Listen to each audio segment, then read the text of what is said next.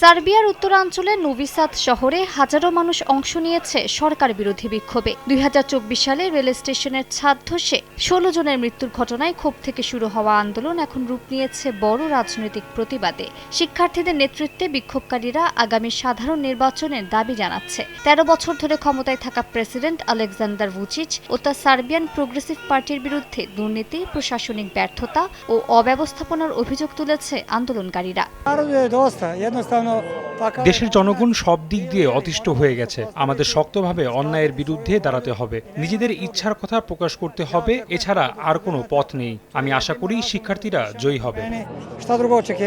এদিকে আলবেনিয়ার রাজধানী তিরানায় স্থানীয় সময় শনিবার হাজারো মানুষ সরকার বিরোধী বিক্ষোভে অংশ নেয়। শুরুতে সংরক্ষিত জলাভূমিতে মার্কিন প্রেসিডেন্ট ডোনাল্ড ট্রাম্পের জামাতা জ্যারেড কুশনারের একটি বিলাসবহুল রিসর্ট নির্মাণের বিরোধিতা থেকে আন্দোলনের সূত্রপাত হলেও এখন তা বিস্তৃত হয়েছে সরকার পরিবর্তনের দাবিতে।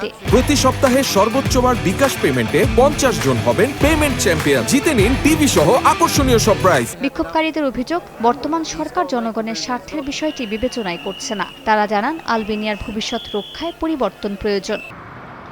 বলিভিয়ার বিভিন্ন শ্রমিক ইউনিয়ন, কৃষক সংগঠন এবং সাবেক বামপন্থী প্রেসিডেন্ট ইভো মোরালেসের সমর্থকদের ডাকা এই বিক্ষোভ গত ৫০ দিনে এক নজিরবিহীন রাজনৈতিক সংকটে রূপ নিয়েছে। সপ্তাহব্যাপী সরকার বিরোধী তীব্র আন্দোলন, জীবনযাত্রার আকাশ ছোঁয়া ব্যয় এবং ক্রমাগত বাড়তে থাকা অর্থনৈতিক চাপের মুখে অবশেষে দেশজুড়ে জরুরি অবস্থা ঘোষণা করেছেন বলিভিয়ার প্রেসিডেন্ট রদ্রিগো পাজ। এই জরুরি অবস্থা জারির ফলে দেশটির আইনশৃঙ্খলা পরিস্থিতি স্বাভাবিক করতে এবং সড়কগুলো সচল করতে পুলিশ ও সামরিক বাহিনী সরাসরি হস্তক্ষেপ করার আইনি কর্তৃত্ব পেয়েছে।